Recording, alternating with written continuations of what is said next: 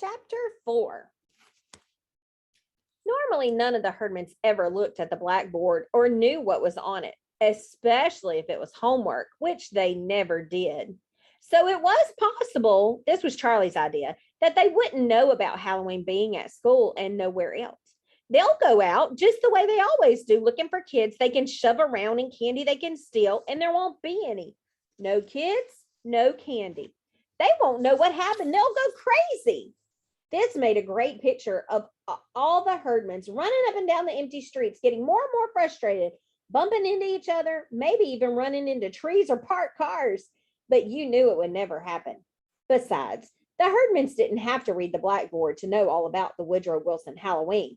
There were signs about it everywhere. All the first graders had take-home notes pinned to them that said, there will be no community Halloween. Come with your family to Woodrow Wilson School, 7 o'clock Halloween night.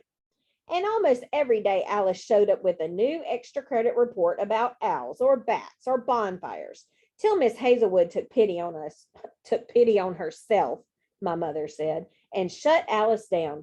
New school policy, Miss Hazelwood said, no more extra credit. Somebody had straightened Mr. Crabtree out about when Halloween really was, and every morning he got on the PA system to tell us what we had to look forward to on October 31st. Costume parade and prizes, cookie decorating contest and prizes. Meet the monsters. Meet the monsters might be okay, I said. Not really, Stuart Walker said. It's better than drawing faces on cookies. Not really. They aren't real monsters. Come on, Stuart. I know that. No, I mean, they aren't normal monsters. These monsters are going to be parents. Yours, mine, his, hers. Parents? Mine, I asked. Well, mine. My father's going to be Dracula. He's got these fake teeth like Boomer's braces. I'm sorry, Stuart. I didn't think my father would agree to be a monster, but Charlie wasn't so sure. Maybe not a monster, but there's other things people have to be. Ghosts and ghouls and living dead and all. Ghouls, living dead, my father said. I don't think so. Stuart Walker's father gets to be Dracula, and Gloria Coburn's mother is a witch, and Margaret, well, good for them, mother said. I told Hazel Wilson I won't be anything like that. So they put me on the pumpkin committee. I really want to do my share because I want this to succeed. Just think, peaceful Halloweens year after year. I guess I could be a witch if that's what they need. Not one of those main ones, though. You'd be good on the pumpkin committee. I didn't know what the pumpkin committee was, but it had to be better than your mother running around in witch clothes where everybody could see her. I didn't know who the main witches were, but Alice did. There are 3 main witches, she told me, as usual. Mrs. Wendleton was in charge of everything, so as usual, Alice knew everything there was to know. There's the witch in charge of the boiling cauldron and the witch in charge of the mystery swamp. What's the mystery swamp? I asked. I think it's going to be the 4th grade room. Alice was so full of privileged information that all you had to do was ask what or who, why or who, and you would get the whole story. It was supposed to be the teacher's room, but there's a big hole in the floor of the teacher's room. They keep a bookcase over it, but naturally, there wouldn't be a bookcase in a swamp. So they'd have to move it, and then somebody might fall down the hole. So it will probably be the 4th grade room, unless they use that for the monster. There was only one way to get Alice to hush, or at least to get her to change the subject. What are you going to be for Halloween? I asked. She looked around very cautious. If I say, will you not tell anybody? You swear? Sure. Oh, just swear, she said. I guess it is, but if I want someone to keep an absolute secret.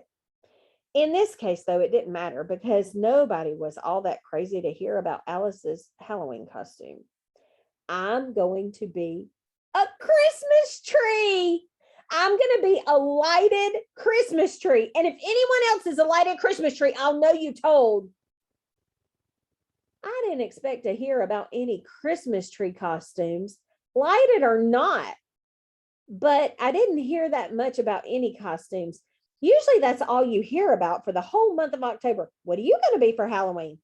And except for Alice, people usually tell you they're going to buy their costume and be Superman or Batman or Wonder Woman, or they're going to make their costume and be an accident victim or a deck of cards or a 200-year-old man or woman.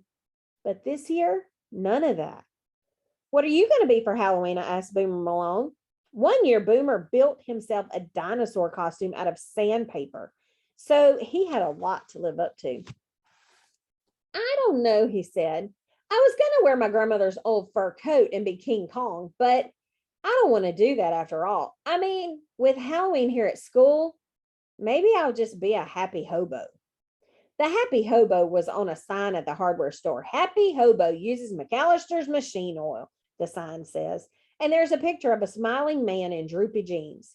Usually one or two people will be a happy hobo for Halloween, but I never expected Boomer to be one of them. Charlie, too. Maybe I'll be a happy hobo this year, he said. Well, that's not very interesting, Mom told him. Let's see if we can't think of something more exciting for you to be. Normally, my mother would be crazy about a happy hobo costume because it was so easy. Oh, be a hobo, she would normally say. All you need is your father's wash the car pants and a lot of dirt. What about those old slipcovers in the attic? Could you be something with slipcovers?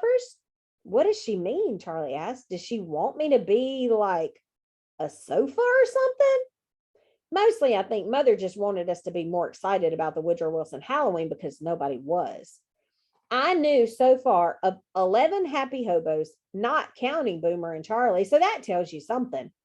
This Halloween was going to be exactly what my mother said it would be, safe and controlled by Mr. Crabtree and Miss Wendelkin in the PTA, and peaceful and boring.